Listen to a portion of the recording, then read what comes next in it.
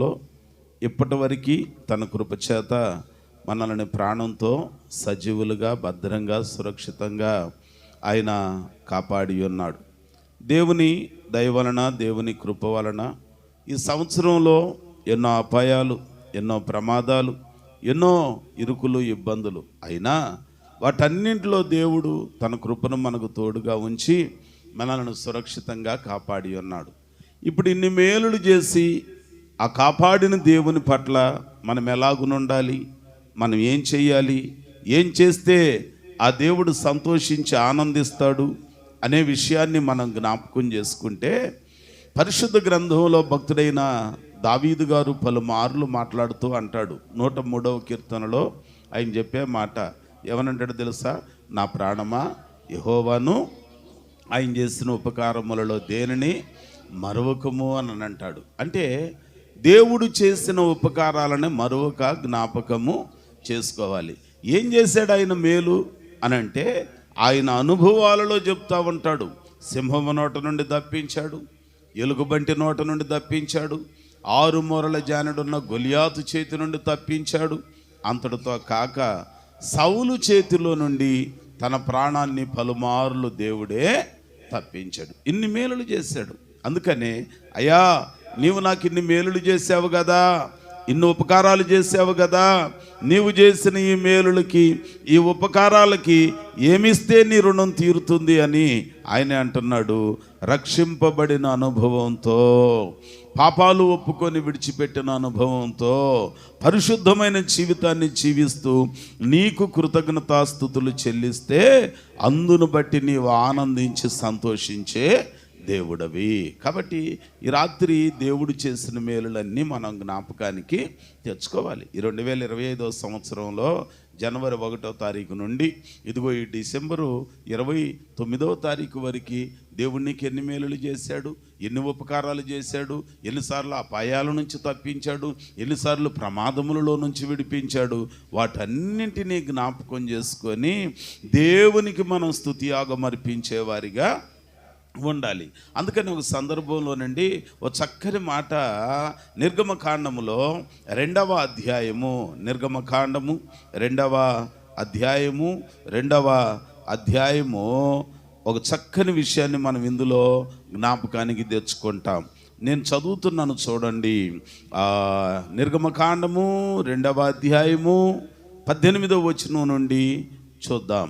వారు తమ తండ్రి అయిన రగూయేలు నొద్దకు వచ్చినప్పుడు అతడు, నేడు మీరు ఎంత త్వరగా ఎట్లు వచ్చితిరి అనెను.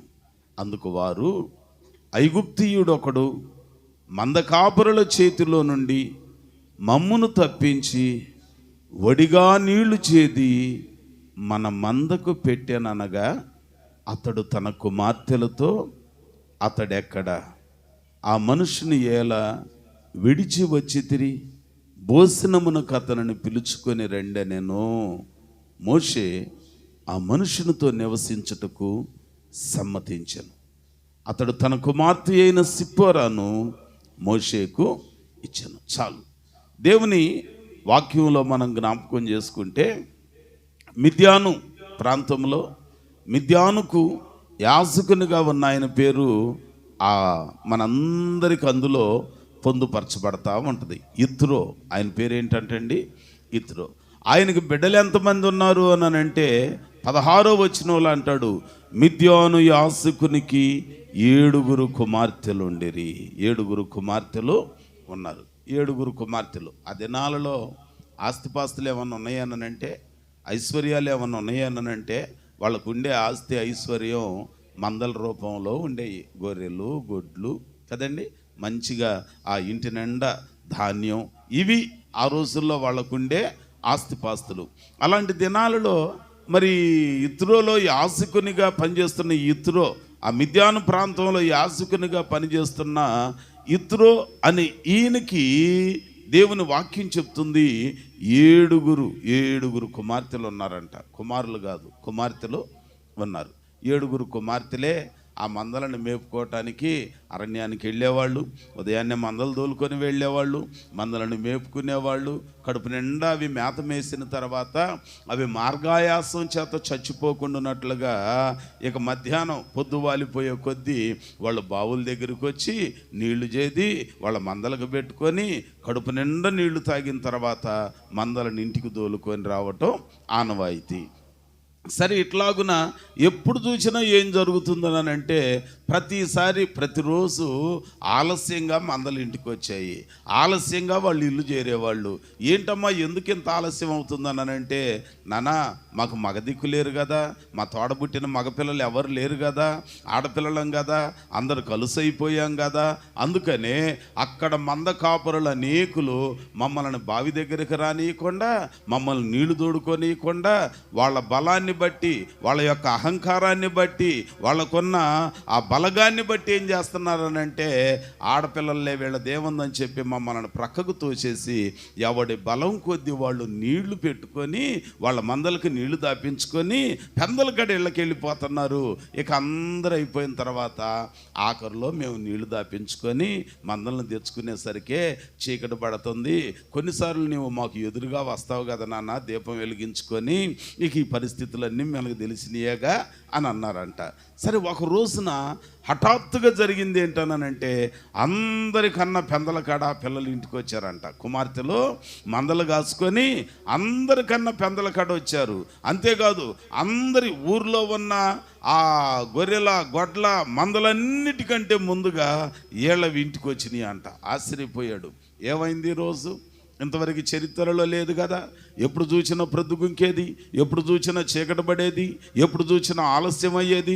ఈరోజు ఇంత తొందరగా మందలు తోలుకొని వచ్చారు, ఏమైందమ్మా ఏంటమ్మా అని అంటే, అప్పుడు వాళ్ళు చెప్తున్నారంట, నాయనా ఈరోజు మేము కూడా ఆలస్యం అయ్యేవాళ్ళమే, కానీ ఆ బావి దగ్గర ఐగుప్తీయుడు ఒకడు కూర్చున్నాడు.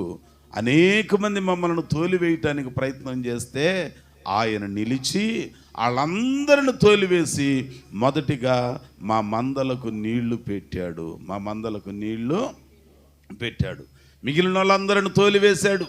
ఎప్పుడు వెనకబడేవాళ్ళం, ఎప్పుడు ఆలస్యంగా వచ్చేవాళ్ళం, కానీ ఈరోజు పెందల కడ ఇల్లు చేరటానికి అందరికన్నా ముందుగా మన మందలు ఇంటికి రావటానికి గల కారణం ఏంటనంటే, ఐగుప్తీయుడు ఒకడు మంద కాపరుల చేతిలో నుండి మమ్మను తప్పించాడు. 19వ వచనంలో అంటాడు, ఐగుప్తీయుడు ఒకడు మంద కాపరుల చేతిలో నుండి మమ్మను తప్పించాడు. రెండవది, నీళ్లు చేది మన మందలకు పెట్టాడు. ఎంత గొప్ప విషయం అండి. దేవుని వాక్యం మన జ్ఞాపకం చేస్తుంది. ఆ నీళ్లు కూడా ఎట్లాగును చేదాడు అని అంటే, ఒడిగా నీళ్లు చేది మన మందలకి పెట్టాడు. అయితే ఇప్పుడు ఆ మనుషుడు ఎక్కడున్నాడు అని అంటే, బావి దగ్గరే ఉన్నాడు నాన్న అన్నారంట. వెంటనే తండ్రి అంటున్నాడు, అయ్యో ఇంత మేలు చేశాడే, ఇంత ఉపయోగపడ్డాడే, ఆయన్ని ఎందుకు వదిలిపెట్టి వచ్చారు? అతడేడి, అతడెక్కడా, ఆ మనుషుని ఏల మీరు విడిచి వచ్చితురని చెప్పి ఆయన అడుగుతున్నాడంట. ఏంటిదంటే అండి, ఆ మనుషుని ఎలా విడిచి వచ్చితిరి అని అడుగుతున్నాడంట. ఎంత గొప్ప విషయం అండి. మరి రాత్రికాల సమయంలో మన జీవితాలలో ఈ 2025వ సంవత్సరం అనే బావి దగ్గర పలుమార్లు మనకి ఆపదలు కలిగాయి, కష్టాలు కలిగాయి, నష్టాలు కలిగాయి. కొన్నిసార్లు మేలు పొందుకోవటానికి, సేద తీరటానికి పెందల కడనే దైవికమైన దీవెనలో అలాగున ప్రశాంతంగా ఉండటానికి ప్రయత్నాలు చేశాం. కానీ ఎప్పటికప్పుడు బలాత్కారులు, అనేక మంది నిందించేవాళ్ళు, అనేక మంది నీ జీవితం మీద మచ్చలు చూపించేవాళ్ళు, అనేక మంది నిన్ను తృణీకరించేవాళ్ళు, నీ ద్వారా కాస్త మేలు పొందుకొని ఎక్కువ కీడు నీకు చేసేవాళ్ళ ద్వారా మన జీవితాలు ఎప్పటికప్పుడు ఈ 2025వ సంవత్సరంలో ఆలస్యంగా, నెమ్మది లేకుండా, కష్టాలతో గడిపిన అనుభవాలు ఉన్నాయేమో. కానీ జీవం కలిగిన దేవుడు ఉన్నాడే, అక్కడేమో ఐగుప్తీయుడు ఒకడని చెప్పి మోషే గురించి చెప్తున్నారు. కానీ మనం ఎరగకపోయినా మన ప్రభు అయిన యేసయ్య ఈ 2025వ సంవత్సరంలో ఎన్నో ఆపదలు, ఎన్నో కష్టాలు, ఎన్నో ప్రమాదాలు, ఎన్నో కీడులు మంద కాపరుల చేతిలో నుండి వారిని తప్పించినట్లుగా కష్టాల నుంచి, నష్టాల నుంచి, ఇరుకుల నుంచి, ఇబ్బందుల నుంచి నిన్ను నన్ను తప్పించాడు. తప్పించలేదా? ఆలోచించుకున్నాం ఎప్పుడన్నా? దేవుని సన్నిధిలో ప్రార్థన అంటే మనం ఏదో అనుకుంటున్నాం. సంవత్సరాంతంలో మనం గుర్తు చేసుకోవాలి. ఈ సంవత్సరాంతంలో నేను ఎప్పటికప్పుడు చెప్పేది మీకు అదే. దేవుడు చేసిన మేలులన్నీ జ్ఞాపకం చేసుకుందాం.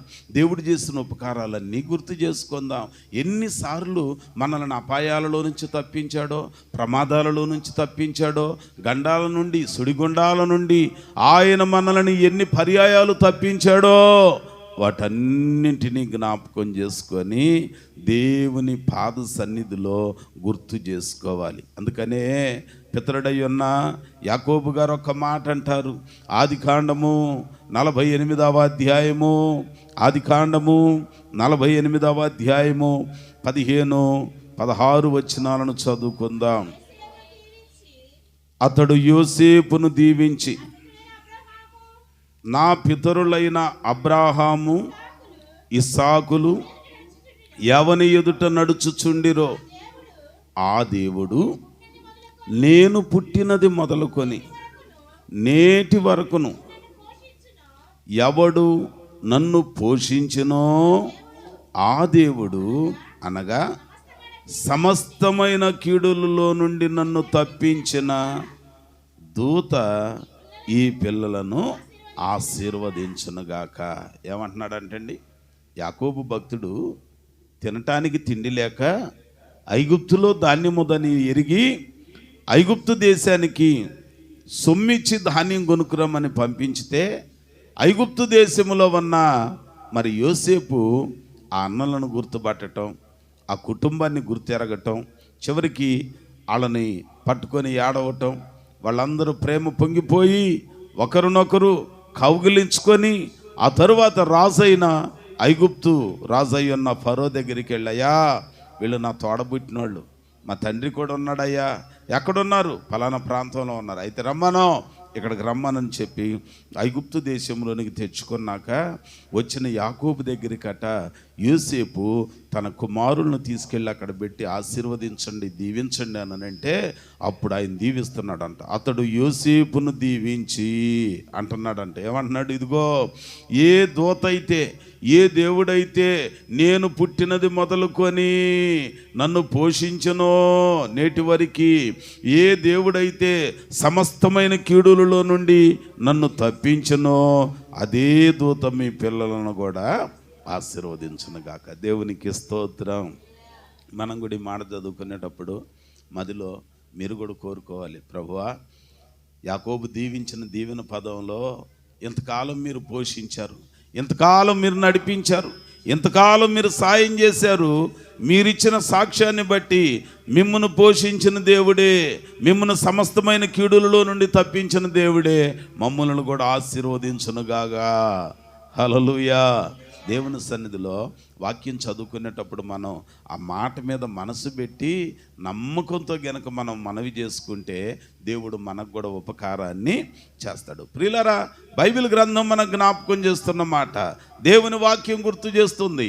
యాకోబు భక్తుడు చెప్తున్నాడంట.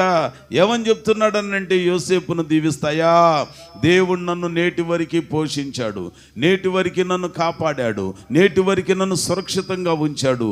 ఇదిగో అదే దేవుడు నీ పిల్లలని, నిన్ను, నీ కలిగిన అందరినీ ఆయన కాపాడి కీడుల నుంచి తప్పించి బలపరచునుగాక. Praise the lord. హల్లెలూయా. మనం కూడా ఈ రాత్రికాల సమయంలో ప్రభు పాద సన్నిధిలోనికి చేరాక గుర్తు చేసుకోవాలి, ఆయన ఎన్నిసార్లు అపాయాల నుంచి తప్పించాడు, ఎన్నిసార్లు ప్రమాదాలలో నుంచి తప్పించాడో, ఎన్నిసార్లు కీడులలో నుంచి తప్పించాడో మనం గుర్తు చేసుకొని ప్రభు యొక్క దీవెనికి మనల్ని మనము అప్పగించుకోవాలి. ఆయన చేసిన మేలులు గుర్తు చేసుకోవాలి. ఇతరు మాట్లాడుతూ అంటున్నాడు, మిద్యాను యాజకుడు మాట్లాడుతూ అంటున్నాడు, ఉపకారం చేసిన మనుషుని మీరు ఎలా విడిచి వచ్చి తిరిగి, అతడేడి, అతడెక్కడా ఈ 2025వ సంవత్సరం ఈ రోజు వరకు నీకు మేలు చేశాడు కదా, ఆపదల నుంచి తప్పించాడు కదా, భయంకరమైన బలవంతుల చేతిలో నుండి నిన్ను నన్ను మనలను తప్పించి వడిగా నీళ్లు చేది మందకు పెట్టినట్లుగా వడివడిగా మనకు ఉపకారాలు చేశాడు కదా. ఇప్పుడు ఆ దేవుని ఎక్కడ వదిలిపెట్టాం? ఆ దేవునికి మన హృదయంలో చోటిచ్చామా? ఆ ప్రభువును మన ఇంటి దాకా మనం చేర్చుకున్నామా? సంఘంలోనే విడిచిపెట్టి వెళ్ళామా? చాలామంది మేలు పొందుకుంటున్నారు కానీ విడిచిపెడుతున్నారంట. మరియా, మార్తా, లాజరు చిన్న కుటుంబం. ఓ రోజున యేసయ్య ఆ గ్రామంలోనికి వెళతంటే ఆయన ద్వారా మేలు పొందుకొని, ఆయన ద్వారా స్వస్థతలు పొందుకొని, ఆయన ద్వారా ఉపకారాలు పొందుకున్న వారు అనేకులు ఉన్నారట. కానీ వారెవ్వరూ ఆయనను బలవంతం చేయలేదంట. కానీ బైబిల్ గ్రంథం చెప్పే మాట ఏంటో తెలుసా?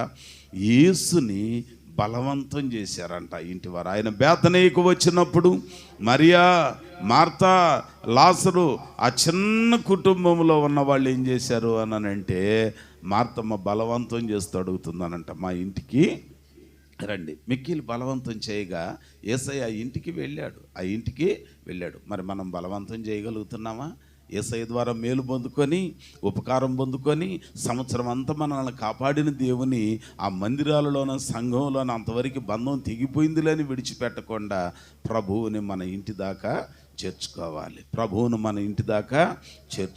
అందుకనే జక్కయ్య జీవితాన్ని మనం జ్ఞాపకం చేసుకుంటే లూకా సువార్త 19వ అధ్యాయములో యేసు ఎవరో చూడగోరెను, కానీ పొట్టివాడైనందున ఆయనకు మరుగై ఉండాలనుకునేది తాత్పర్యం. చివరికి యేసయ్యట ఆయనను చూచి, జక్కయ్య నువ్వు త్వరగా దిగు, నేడు నేను నీ ఇంటిలో ఉండవలసినదనంటే వాయిదాలు వేశాడా? ఆలస్యం చేశాడా?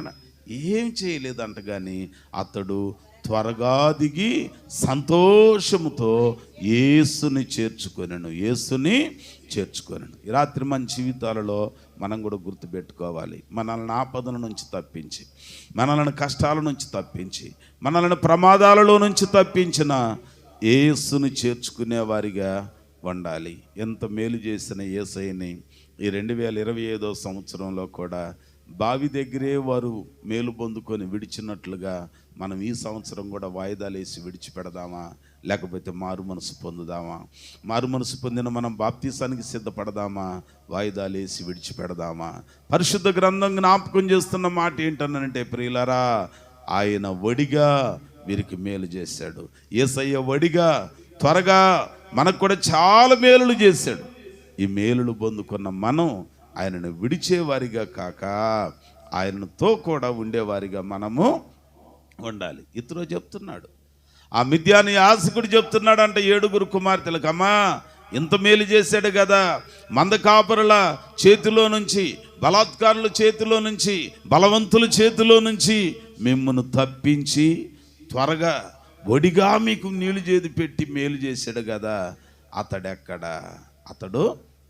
2018లో గొప్ప వాళ్ళు చనిపోయారు. కానీ నువ్వు చావకుండా, నేను చావకుండా ప్రాణంతో ఉన్నా. మేలు చేసిన యేసయ్య అక్కడ. ఈ సంవత్సరం ఆపదలు అనేకం వచ్చినాయి. అయిపోయింది నీ జీవితం అనుకున్నావు, బ్రతుకు భారమైంది అనుకున్నావు. నీకంటే గొప్పోళ్ళు, నీకంటే తెలివి కలిగిన వాళ్ళు, నీకన్నా ఉన్నతమైన స్థితి కలిగిన వాళ్ళు అనేకులు ఈ సంవత్సరం ఈ రోజున ప్రాణాలు కోల్పోయి సజీవులుగా గాక మృతుల లోకానికి చేరారు. కానీ దేవుడు నిన్ను నన్ను ప్రాణంతో కాపాడాడంటే కారణం ఏంటో తెలుసా? ఆయన మనకు మేలు చేశాడు. ఆ మేలు చేసిన దేవుడే అక్కడ. మేలు చేసిన దేవుని విడిచిపెట్టామా? జ్ఞాపకానికి తెచ్చుకొని ఆయనని మనతో కూడా ఆహ్వానించుకోగలుగుతున్నామా? ఆయన అంటున్నాడు, అతడెక్కడ ఆ మనుషుని ఏల విడిచి వచ్చేది. కొంతమంది మేలు పొందుకుంటారంట కానీ విడిచిపెడతారంట. 10 మంది కుష్ఠరోగులు, ఎంతమంది అండి? 10 మంది దూరాన నిలబడ్డారు. యేసయ్యను అడుగుతున్నారంట, దావీదు కుమారుడా మమ్మను కరుణించు. అంతే ప్రభు అన్నారు, మీరు వెళ్ళి మీ దేహములను యాజకునికి కనపరుచుకోండి. అంతే. వారు వెళ్ళుచూ ఉండగా 10 మంది శుద్ధులయ్యారు. కానీ మేలు పొందుకొని తిరిగి వచ్చిన వాళ్ళు ఎంతమంది? ఒకే ఒక్కడు వచ్చాడు. ఈ రాత్రి మరి నీకు కూడా మేలు జరుగుతున్నాయి. ఏటేటా జరిగే వసంత దినాల ప్రార్థనలో అనేక మంది మేలు పొందుకున్నారు. అనేక మంది దీవెన పొందుకున్నారు. నాకేం మేలు జరిగిందిలే అని అసలు నువ్వు ప్రాణంతో ఊపిరితో ఉండటమే దేవుడు నీకు చేసిన మేలు. నిందలు నిట్టూర్పులు నిందలు భరించలేక ఎన్నోసార్లు చావలసిన పరిస్థితి నీకు వచ్చింది. కానీ దేవుడు నీకు ధైర్యం ఇచ్చి మనోనిబ్బరం ఇచ్చి చావకుండా అవమానించబడిన స్థలంలో సన్మానానికి నిన్ను పురికొల్పిన దేవుడు కదా. అది మేలు కాదా? మేలు కాదా? అందుకని భక్తుడు అంటాడు, నిందల పాలై నిత్య నిబంధన నీతో చేసిన దానియేలుకు, నిందల పాలై నిత్య నిబంధన నీతో చేసిన దానియేలుకు సింహాసన మీచినావు, సింహాల నోళ్లను మోసినావు, సింహాసన మీచినావు, సింహాల నోళ్లను మోసినావు. సర్వోన్నతుడా నీవే నాకు ఆశ్రయ దుర్గము, ఎవరు లేరు నాకు ఇలాలో, ఎవరు లేరు నాకు ఇలాలో, ఆదరణ నీవేగా, ఆనందం నీవేగా, ఆదరణ నీవేగా, ఆనందం నీవేగా. హల్లెలూయా. ఆయన చేసిన మేలులు మనం జ్ఞాపకము చేసుకోవాలి. పండగ దినాలు వస్తే మేలులు జ్ఞాపకం చేసుకోవటం కన్నా పంతాలు పట్టింపులు రోషాలు పాశాలు కొంతమంది జ్ఞాపకం వస్తాయి. జీవితాలు మార్చుకోవాలి. నేను కూర్చున్న మీ అందరి ముఖాలు చూసి దేవుడు మీ కుటుంబాలలో ఏ మేలు చేశాడో నన్ను చెప్పమంటే నేను చెబుతాను. ఎందుకని నేను ప్రార్థన చేసినండి కాబట్టి, మీ కొరకు కన్నీటితో వేడుకొనండి కాబట్టి, మీ మీద ఎక్కువ ప్రేమ ఉండి కాదు. మీకు మేలు జరిగితే సంఘంలో స్థిరంగా ఉంటారు, మీకు మేలు జరిగితే దేవుల్లో స్థిరంగా ఉంటారు. కృతజ్ఞత లేని వాళ్ళు ఉంటారు, అది ప్రతి చోట ఉంటారు.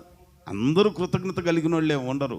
మీకు మేలు జరిగితే, మీకు ఆశీర్వాదం దొరికితే, మీ కుటుంబాలలో గండాల నుంచి గుండాల నుంచి తప్పించబడితే మీరు స్థిరపరచబడతారు. మీరు స్థిరపరచబడితే మాకు కూడా బలంగా ఉంటుందని మేము ప్రార్థన చేస్తాం. ఎంత ప్రార్థనలు చేసి మీ కుటుంబాలలో ఎన్ని మేలులు చేశాడో, ఎంతమంది కుటుంబాలలో మరణ పంచుదాకా తీసుకెళ్ళి మరణానికి అప్పగించకుండా తప్పించాడో, ఈ సంవత్సరం ఎంతమందిని అపాయాల నుంచి ఆదుకున్నాడో, ఎంతమంది త్రుట్లో తప్పించబడ్డారో అన్ని జ్ఞాపకానికి తెచ్చుకోవాలి. నా జ్ఞాపకం ఏమన్నది, కానీ నీ ఇంటిలో జరిగింది నీ జ్ఞాపకం ఉన్నదా? నీ జ్ఞాపకం ఉంటే, జ్ఞాపకం లేక ఏంటండి, ఆ రోజు జ్ఞాపకం ఉండబట్టే అందరిని పిలుచుకొని పలారం పెట్టి మంచిగా కానుకిచ్చి ప్రార్థన పెట్టాను. అది కాదు. నీ జ్ఞాపకం ఉంటే అతడెక్కడ, అతనిని ఎలా విడిచితిరి, మారు మనసు ఎందుకు పొందలా, ఇంత మేలు చేస్తే ఇంకా బాప్తిసం ఎందుకు పొందలా, ఇంకా వాయిదాలేంటి, ఇంకా ఆలస్యం ఏంటి? కొంతమంది అంటారు బాప్తిసం అంటే సామాన్యం కాదండి, అప్పుడప్పుడే కాదులేండి. ఒకవేళ దేవుడు మనల్ని గండంలో నుంచి తప్పించకపోతే, మనం అప్పుడే చనిపోతే వాయిదాలు తీసుకోవటానికి అవకాశం ఉంటుందా? అందుకనే మేలు చేసిన వెంటనే మేలు చేసిన ఆయనకి కృతజ్ఞత కలిగిన వారిగా మనము ఉండాలి. అతడెక్కడ, ఆ మనుషుని ఎలా విడిచి వచ్చితిరి. ఈ రాత్రి మన జీవితాలలో మనం కూడా పరిశీలించుకుందాం. ఇన్ని మేలు చేశాడే దేవుడు. మందిరానికి వెళ్ళాక, సంఘానికి వెళ్ళాక, సేవకుని వాక్యపు పెంపకంలో పెరుగుతున్న నాకు, నా కుటుంబానికి, నా భర్తకి, నా భార్యకి, నా పిల్లలకి, నా కన్నవాళ్ళకి, నా కడుపును పుట్టిన వాళ్ళకి దేవుడిని మేలులు చేశాడే. ఎందుకు మేము దేవుణ్ణి విడిచిపెట్టాలి? ఎందుకు దేవునికి దూరం కావాలి?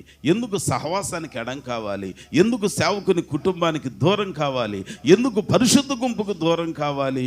అయ్యో, ఎలా మేము వారిని విడిచిపెట్టితమని చెప్పి ఒక్కసారి ఆలోచించుకొని మనస్సు మార్చుకుంటే నూతన సంవత్సరంలో నిన్ను మించిన ఆశీర్వదించబడిన కుటుంబం ఎవరిది ఉండదు. దేవునికి స్తోత్రం. ఆలోచిస్తున్నాం కానీ ఆచరించలేకపోతున్నాం. అతడెక్కడ, ఆ మనుషుని ఎలా విడిచి వచ్చింది. 2020లో 2025లో ఆపద నుంచి అపాయాల నుంచి తప్పించిన యేసయ్యకి నీ హృదయంలో చోటు ఇవ్వకుండా ఏల దూరంగా ఉన్నావు, ఏల విడిచిపెట్టావు, ప్రార్థన ఎందుకు చేయలేకపోతున్నావు, మందిరానికి ఎందుకు రాలేకపోతున్నావు, సంఘంలో ఎందుకు ఇమ్మలేకపోతున్నావు, సహవాసంలో ఎందుకు ఉండలేకపోతున్నావు. బైబిల్ గ్రంథం అంటుంది, ఇదిగో నీ వేళ విడిచి వచ్చితివి. చివర్లో అంటున్నాడు, భోజనమునకు అతన్ని పిలుచుకొని రండి, భోజనానికి పిలుచుకొని రండి. ఇప్పుడు పిలుచుకొని రావాలని అంటే నువ్వు పిలవగానే ప్రతోళ్ళు తినడానికి ఏం రారు. కొంతమంది కొన్ని హద్దులు కొన్ని పద్ధతులు ఉంటాయి. అందుకని ఆ ప్రక్కన అంటున్నాడు, మోషే ఆ మనుషునితో నివసించుటకు సమ్మతించను. భోజనానికి పిలవగానే కాదంట, మనందరికీ తెలుసు. ఈ మాట చెప్పి నేను ముగిస్తా. సమూయేలు గ్రంథంలో మొదటి గ్రంథంలో సౌలు అనే ఆయన, పాత నిబంధనలో సమూయేలు గ్రంథం మొదటి గ్రంథంలో సౌలు అనే ఆయనకి గాడిదలు విస్తారంగా ఉన్నాయంట. ఆస్తి అంతా గాడిదల రూపంలో ఉంది. ఇప్పుడు ఆ గాడిదలు తప్పిపోయేసరికి వాళ్ళ నాయన మంచం పెట్టాడు దిగులుతో. అయ్యో ఒక్కగానొక్క కొడుకు కదా, ఈ కొడుకు కూడబెట్టిన ఆస్తి అదే కదా, ఇంత కూడబెట్టి ఇంత దాచిపెట్టి చివరికి అవన్నీ తప్పిపోయినాయి, దిక్కుమాలినోడిని ఏమీ లేనోడిని చేసి వెళ్ళిపోతున్నానే అని బాధపడుతుంటే ఆ బాధ చూడలేక యవన ప్రాయంలో ఉన్న కొడుకు సౌలు అన్నాడంట, నాయనా ఆస్తి పోయితే సంపాదించుకుంటాం కానీ దిగులతో నువ్వు మంచం బట్టి నువ్వు చచ్చిపోతే నేను ఎక్కడ తెచ్చుకోనే నిన్ను, పోయితే పోయిందిలే ఆస్తి, నువ్వు ఉంటే చాలు పెద్ద దిక్కుగా అని అన్నాడంట. అయినా కూడా అతడు ఓదార్పు పొందకపోయేసరికి ఈ సౌలు పనివానిని ఒకరిని తీసుకొని తండ్రి ఆస్తి గాడిదల మందని వెతకటానికి వెళితే తిరిగారు ఎక్కడా దొరకలా, ఏ దిక్కు దేశ దొరకలేదంట. అన్నీ అయిపోయినాక అంటున్నాడంట, అబ్బాయి మనం వచ్చి చాలా రోజులు అయిందిరా, ముసలాయన పరిస్థితి ఎట్లాగునుందో ఇంటికి వెళ్ళిపోదాం పదండి అని అన్నారంట. అంటే అప్పుడు ఆ పనివాడు అంటున్నాడంట, బాబాబు ఇంత దూరం వచ్చాం కదా, ఇదిగో ఈ దేశములో దీర్ఘదర్శి ఒకడు ఉన్నాడు, మనం తిరిగి వెళ్ళుదామని చెప్పి మొదటి గ్రంథము సమూయేలు గ్రంథం 9వ అధ్యాయం 5లో అంటాడు, వారు దేశమునకు తిరిగి వచ్చినప్పుడు అంట మనం తిరిగి వెళుదాం, రమ్ము గార్ధముల కొరకు చింతింపక నా తండ్రి మన కొరకు విచారపడుచున్నాడేమో అని సౌలు తన పనివానితో అన్నాడంట. వెంటనే ఏనంటున్నాడయ్యా, ఈ దేశంలో దైవజనుడు ఒకడు ఉన్నాడు, అతడు బహుగనుడు, ఏ మాట చెప్తే ఆగండి, ఏ మాట చెప్పునో ఆ మాట నెరవేరును అన్నాడంట. అంతే. మరి దైవజనుడు అంటున్నావు కదా, అతని దగ్గరికి ఉట్టి చేతులతో ఎట్లాగున వెళదాం అని అంటున్నాడంట. మరి తీసుకొని వెళ్ళాలిగా, ఎందుకని ఆయన అంటాడు, నీ దేవుడైన యెహోవా సన్నిధిలో ఉట్టి చేతులతో. కొంతమంది డబల్ యాక్షన్ కింగ్స్ ఉంటారు, అందుకేనయ్యా ఏమి లేదని ఆదివారం రాలా గుడికి, చేతిలో ఏమి లేదని రాలేదు అనంట. జాగ్రత్త. ఇంకొంతమంది అంటారు, మానవ సేవయే మాధవ సేవగా, అక్కడ ఇచ్చేది ఎందుకు, నేనే పంచి పెడతా ఒక 100 చీరలు, మీ ఆవిడకేమో 5,000 రూపాయల చీరను, పంచేదేమో 50 రూపాయల చీరల. స్తోత్రం చెప్పరండి మీరు. మళ్ళీ వేరే లెవెల్లో కటింగ్ వేస్తున్నాం. జాగ్రత్త.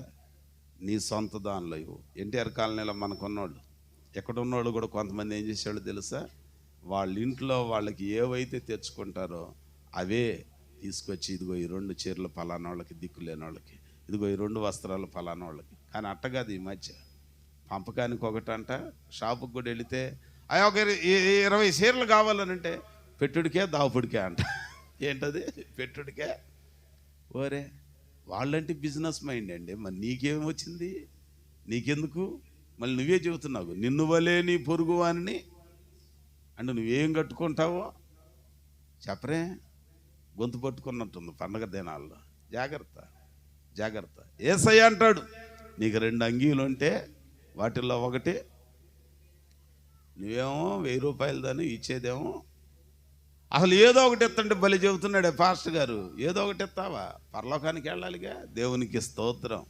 మళ్ళీ అంట, అయ్యా నువ్వు చెప్పినట్టే నేను చేస్తున్నా, నీ ఆజ్ఞలను పాటిస్తున్నా. ఆడెవడో వచ్చాడంట ఆ రోజున, మన ఊర్లో కాదు, యేసయ్య ఉన్నప్పుడు వచ్చి, బోధకుడా నిత్య జీవానికి వారసుని కావాలనంటే నేనేం చేయాలి, మరి అబ్బాయి ఆజ్ఞలను పాటించు అన్నాడంట. ఆడన్నాడంట, ఓహో ఈయన సండే స్కూల్ ఏజ్ నుంచే పాటిస్తున్నా అన్నాడంట. అయితే నీకు ఇంకొకటి తక్కువ ఏంటది అని అంటే, నీ ఆస్తి అమ్మి బీదలకు పంచి నీవు వచ్చి నన్ను వెంబడించు. ముఖం ఏమైందంట? చిన్న బుచ్చుకొని. రెండవది వ్యసనం అంట. కొంతమందికి ఎంత వ్యసనం, కొంతమందికి పండగలకు ముందు వ్యసనం వచ్చింది, పండగ రోజు వ్యసనం వచ్చింది, పండగ అయిపోయి నాకు వచ్చింది. ఇంకొంతమందికి వాడు వ్యసన పడుచు వెళ్ళెను. పండగ దినాల్లో భోజనం దొరకలేదని వ్యసన పడేవాళ్ళు, దేవునికి దూరం అయ్యేవాళ్ళు. పండగ దినాల్లో పలహారం అందలేదని వ్యసన పడుతూ తిరిగి వెళ్ళేవాడు. 1వ తారీఖు శుభ్రంగా దేవుని సన్నిధిలో, ప్రభు ఇది నీ చిత్తంలేయ్యా, రోజు తినే అరటిపళ్ళే, రోజు తినే జామ పండ్లే, రోజు తినే కొబ్బరి మొక్కలే, రోజు తినే బెల్లమే, పోయింది పలారం కాదయ్యా, నీ సన్నిధిలో ఉన్నా, నీ మందిరంలో గడిపా, నీ ఆలయంలో గడిపా, నువ్వే పాడావు ఇందాక, నీ సన్నిధానములో సంపూర్ణ సంతోషం. ఏం సంతోషం? అది అందలేదు, ఇది అందలేదు, ఆ గొడవ ఈ గొడవ, మూతి అంత ముడుచుకొని వ్యసన పడుతూ ముఖం చిన్నబుచ్చుకొని వెళితే ఎట్నాగా నా తల్లి? దేవుని సన్నిధిలో ఏది యోగ్యమో ఏది అయోగ్యమో చూడాలి. చెప్పొచ్చావులే, నీకు కూడా ఆ స్థాయి వస్తే తెలిసింది. ఏంటి తెలిసేది? మారాలి. జీవితంలో దేవుడు మనకి నేర్పే పాఠాలు నేర్చుకోవాలి. సంవత్సరాంతంలో మన బ్రతుకునకు మేలు చేయాలనంటే, సమస్త జనముల కంటే నీకు నీ ఇంటి వారికి మేలు కలగాలనంటే మనం చేయాల్సిన పని ఇదే. అక్కడ అంటున్నాడంట, ఉట్టి చేతులతో కనపడకూడదన్న మాట ఆయన గుర్తుండి, ఆ 7వ వచనం 9వ అధ్యాయం 1 సమూయేలు గ్రంథంలో అంటాడు, మనము వెళ్ళిన ఎడల ఆ దైవజనునికి ఏమి తీసుకొని పోదుము? మన దగ్గర ఏమీ లేదు కదా, కనీసం భోజన పదార్థాలు కూడా అయిపోయినాయి కదా అన్నానంటే, దైవజనుడు పక్కనున్న పాలేరు అంటున్నాడంట, అయ్యా నీకు ఇష్టమైతే నా దగ్గర 1/4 తులం వెండి ఉంది కాబట్టి అది తీసుకెళ్ళి అరువు తీసుకో, ఇంటికి వెళ్ళినాక నాది నాకు ఇద్దువు. మనం అరువు దీనికి తీసుకో, దేవుని సన్నిధిలో దేవుని పనికి తీసుకో. ఏడ దొరుకుతాయి? పనులు లేక చేస్తుంటే బలి చెబుతున్నాడు ఆయన. అవునా? పనులు లేకపోయినా బ్రతికావు, సావలే, ఇంకా దేవుడు పోషిస్తానే ఉన్నాడు. మీకు చక్కగా ఇట్టాగ వాక్యం చూపించి చెబితే అన్న దేవుడు మార్పేస్తాడేమని ఒక ప్రయత్నం. ఇది ప్రయాస కాదు కానీ ఒక ప్రయత్నం. దేవునికి స్తోత్రం, హల్లెలూయా. మాట అన్నాడంట.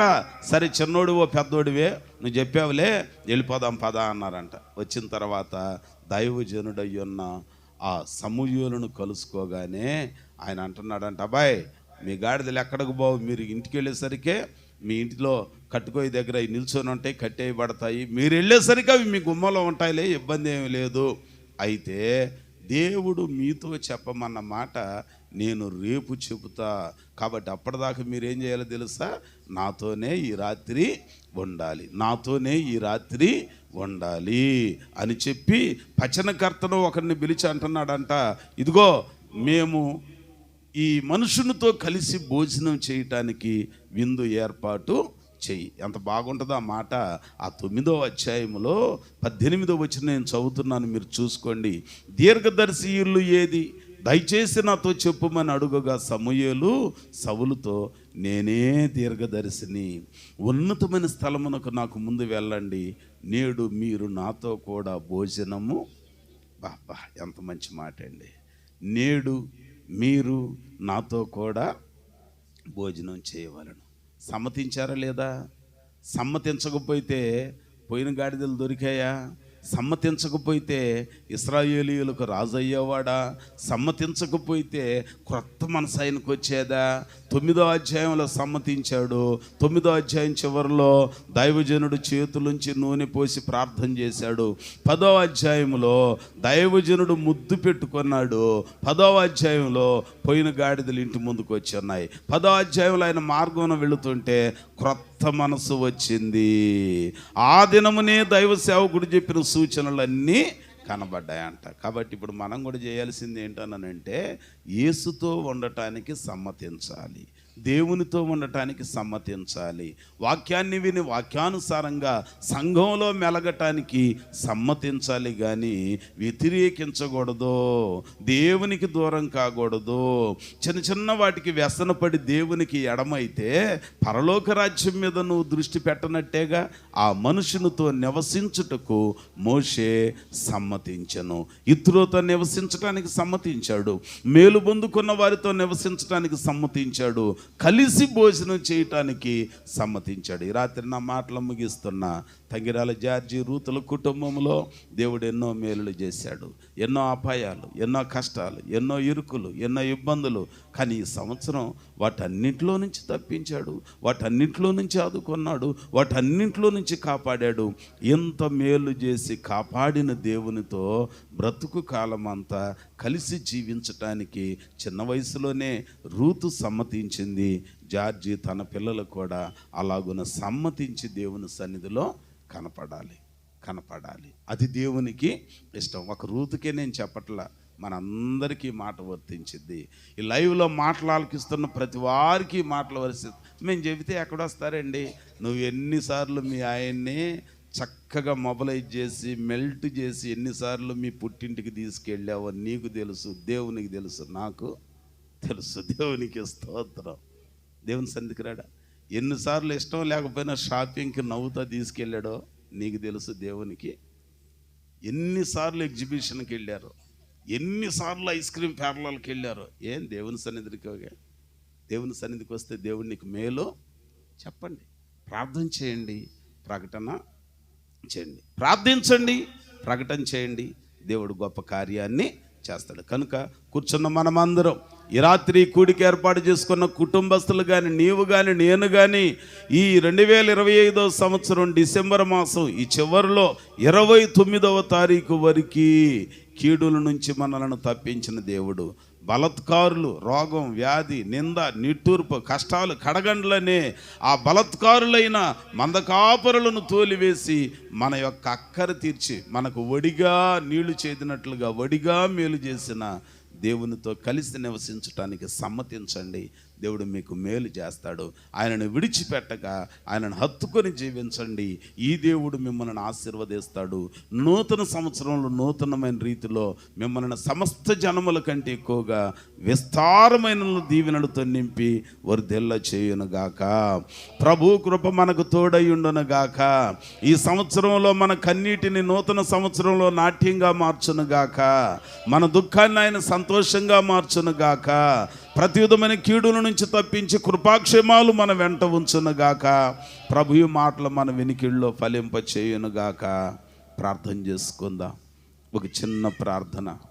ఈ రాత్రి విన్న దేవుని వాక్యమును బట్టి ఒక చిన్న ప్రార్థన.